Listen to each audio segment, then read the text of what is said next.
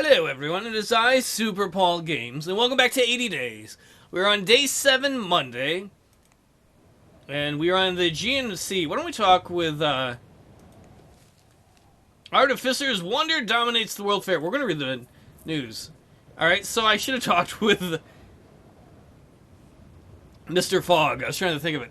Oh, ran out of time. The boat moved on through the waters, making up for lost time. But with the shoreline highly treacherous, we've been forced to anchor overnight. Mr. Fogg was unsurprisingly somewhat agitated. I'm sorry, Mr. Fogg, that's not my fault. Let us hope your friendliness will not cost us too dearly, he remarked before sweeping away into town. My relations with Mr. Fogg have worsened.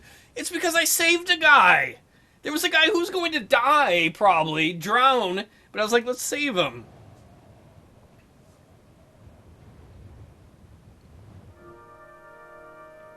Some of our possessions should be quite valuable here. Well, what is the next step? I would like to go to Istanbul. The Grand Bazaar is not to be missed. Istanbul, there's a lady in the city. The public carriage? Isn't there a guy, though? We could bring enough suitcases. I thought there was a guy here that we could visit. We'll pass the night here? That automaton that that lady built. The port of Simra, or Izmir, as the locals called it, was the gateway to the Ottoman trade with Europe. The British and French had their own consulates and private quays, but there were also Dutch and Venetian flags amongst the fleets and trade ships and dirigibles.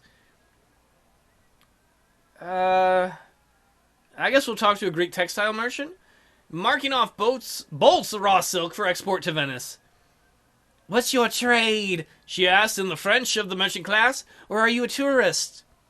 I'm going to be guilty as charged. I offered her a charming smile, but her eyes merely narrowed.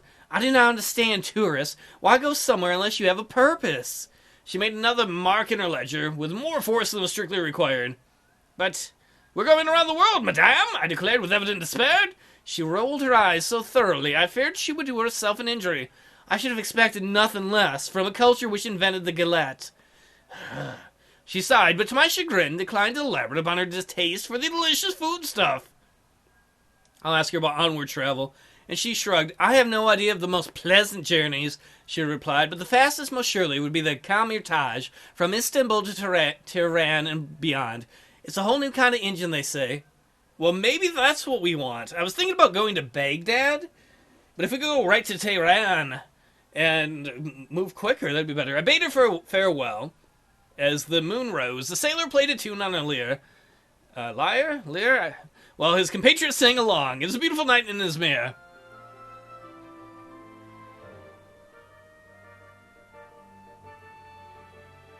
Interesting. Alright, so why don't we explore while we're here? The market's not open yet. I should have waited for the market to open. I took a brief turn around the docks once more in the late afternoon and came across a cheerful fisherman sitting on the deck of his trawler. Ho, you looking for passage to Antalya? He asked. I'll be sailing there tomorrow. No, I'm not. I want to go to Tehran. He shrugged. Enjoy the sights. Further along, I encountered a few grizzled souls playing dominoes.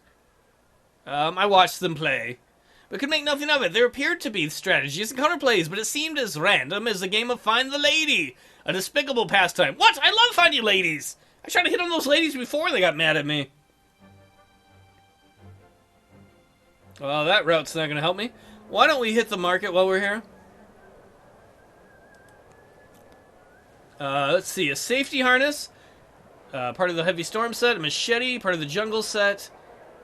Part of the desert set. We're going to the desert. And the water. We're going to the desert for sure. Can we fit the hairbrush in here? Can we fit the shaving cap in here? Oh, alright! We can get rid of a suitcase. Sweet. I think, if you think I'm wearing that cloth head thing, you're most mistaken. You will wear what I tell you to. Let us go to the bank. We must visit the bank, Monsieur Fogg declared. You have additional funds? I am a gentleman. They would extend me credit if required, he replied. But do you suppose I put my entire fortune into carpet bag under your supervision? Oh, no, I did not answer. I regarded the bank as we entered. It was a small affair, but efficiently looked after, and we were quickly seen. You wish to withdraw funds? We were told. I warn you, it may take some time. No, we do not have time. Man, we can withdraw a lot. That will not do. Thankfully, our situation was not that desperate, our master said. Can we still... Where the hell are we going? Istanbul. Where the hell is that robo dude? Oh, it leaves at 3! I missed the damn thing. Alright, let's go back to the bank. There is the bank still open? Ah, shh. But. Alright, so what do we got? We got 2 of 3 of the desert set. I don't know if we'll get the other one. Well, that was a waste and a half. What's just geometry equipment for? It's available in Antalya and Cairo. We don't really need that. What about English poetry? Of interest to wistful, earnest, posh, and foreign types. Well, I don't think the machete will fit in this area here. I don't want to get rid of my apples.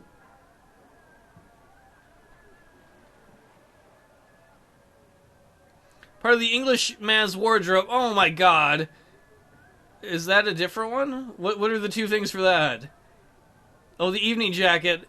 Oh no! Was the shirt the other one that I got rid of before we left?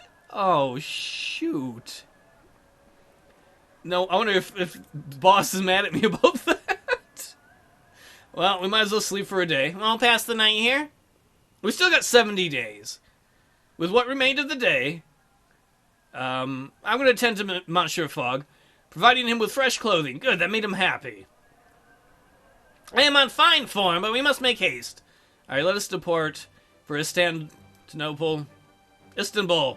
I'm mixing Constantinople and Istanbul. Let us roll. Uncomfortable conditions. This promises to be a bothersome road, but the valeting set should see us right. He's like, ow, my butt! Ow! Ow!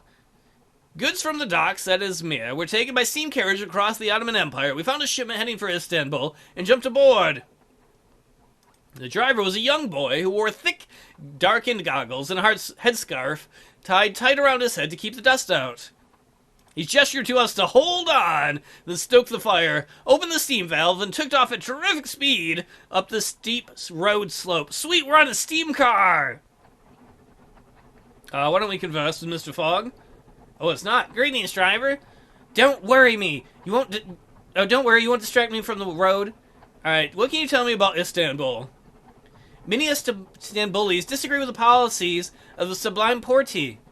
What about Istanbul to Tehran? Because we're going to probably take that route. I understand the fastest way onward from the Kamertaj is from Istanbul. Speaking of trains, I understand my uncle worked in Ekaterinburg just before the Trans-Siberian Express to Vladivostok suffered a fire. Tell me about that.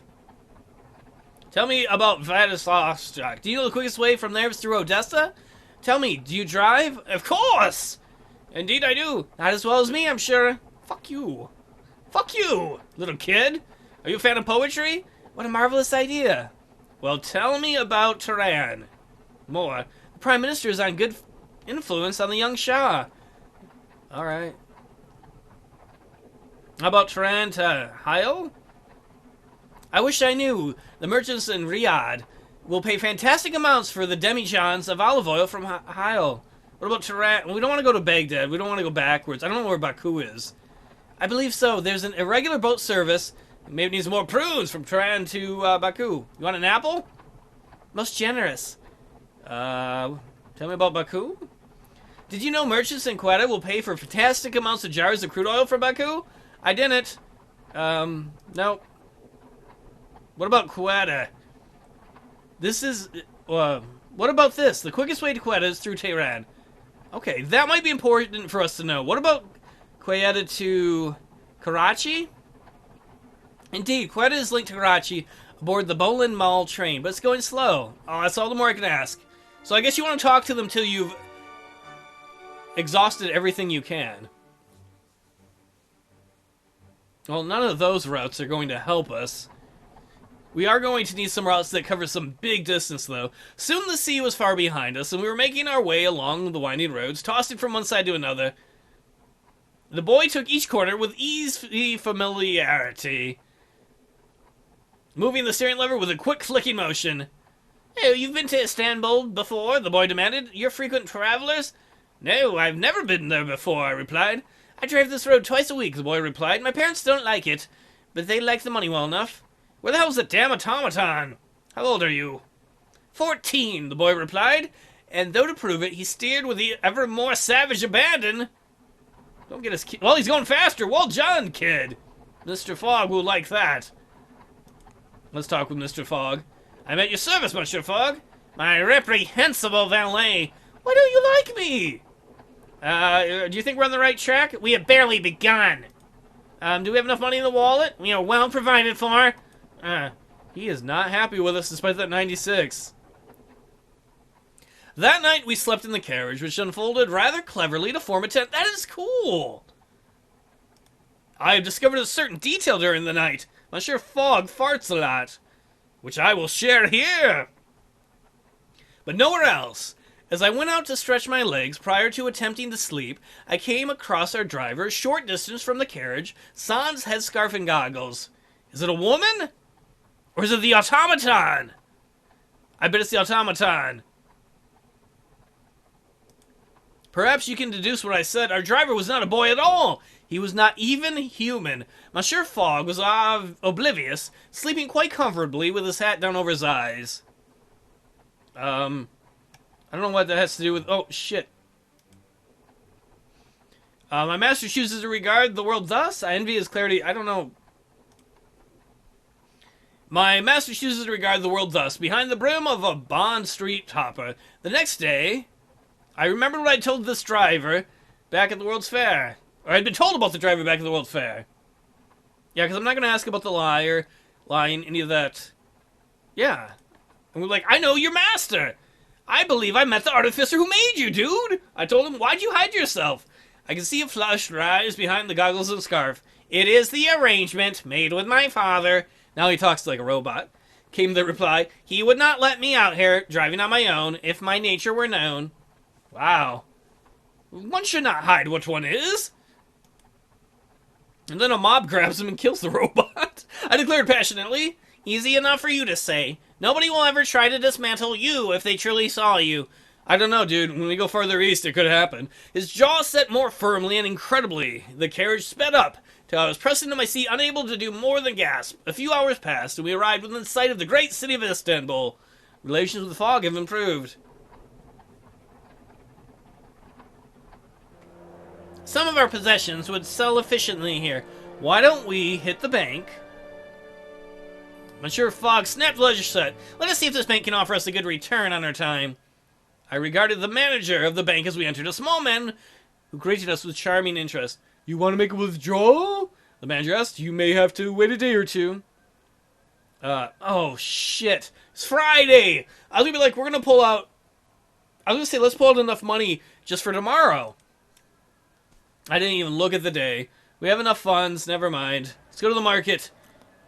Air sickness pills? I don't really care about that. Driving goggles? Railway whistle? Ooh, that's part of the railway man set. I want to get rid of something, though. We're going to be going through the desert. I almost feel like we should get rid of the... We're going to get rid of the Englishman's wardrobe set, because I stupidly gave away part of it right away. So we should have the railway set, right? Yeah, the railway man set is now complete. Southern Hemisphere timetable? Routes in the Southern Hemisphere that will be visible on the globe. Well, we don't need Sophos ship times anymore, do we? Or the European ones? Yeah, we don't need the European ones. Let's get the Southern Hemisphere ones. And we don't need the sailing times around Greece and Turkey. So in exchange, we can get the driving goggles and the air sickness pills. And still have the same amount of luggage. Our completed railway man's uniform should help us negotiate times of train journeys. Interesting. So if we can get to India, there's ways through Indonesia. Go all the way up to the Philippines. Go find some hot Filipino ladies. There's Auckland. That's New Zealand, isn't it?